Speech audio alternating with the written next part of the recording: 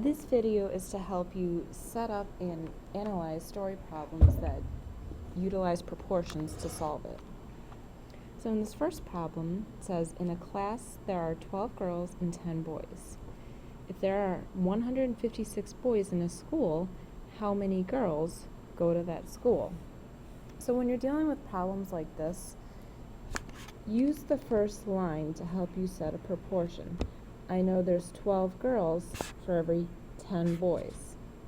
So I'm going to write that as a fraction. And just to help me out, I'm going to label both things so I know what's going where. So 12 girls over 10 boys, since this is a proportion, it's going to be equal to some other number. So we read the rest of the sentence. Now I know that 156 boys go to this school. Well, to write this in, I need to write it where I'm talking about boys, in which case that's the denominator. So 156 boys,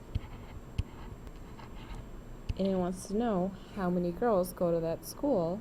Well, I'm talking about that in the numerator, so I'm going to label that with a variable, x girls. So this is my proportion, this is my setup. Girls in the numerator, girls in the numerator, boys in denominator, boys in denominator. From here, I solve using cross multiplication. So in this case, 12 times 156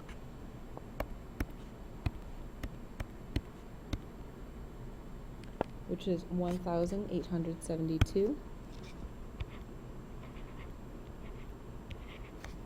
equals 10 times x. Divide both sides by 10 so I can solve for x. I get 187.2 equals x. So from here we have to go back and think, well, what were my units? In this case, it was girls. So 187.2 girls. The problem here is we can't have 0.2 of a girl. It doesn't make any sense. So we have to always think about what units we're using. In this case, since it's girls, we can only use whole numbers. Since it says 0.2, I'm going to round down. 187 girls go to that school, which is my answer. Now we're going to look at one more story problem. In this case, we're talking about snow. Snow is falling at a rate of 3 inches every 2 hours. If 11 inches of snow are on the ground, how many hours have passed? So the startup's the same. Use the information given to you in one sentence. I know I get 3 inches of snow every 2 hours. So that's going to be my first ratio. 3 inches over 2 hours. Now I'm going to set up another ratio where, again, I have to talk about inches in the numerator and hours in the denominator. So now we read the rest of the sentence. If 11 inches of snow, so I know that information, that goes in the numerator where I'm talking about inches. How many hours have passed? That's what I'm looking for. Hours is in the denominator, so I'm just going to mark it with x. Again, we solve using cross multiplication. So I have 3 times x, 3x, 2 times 11. So 3x equals 22.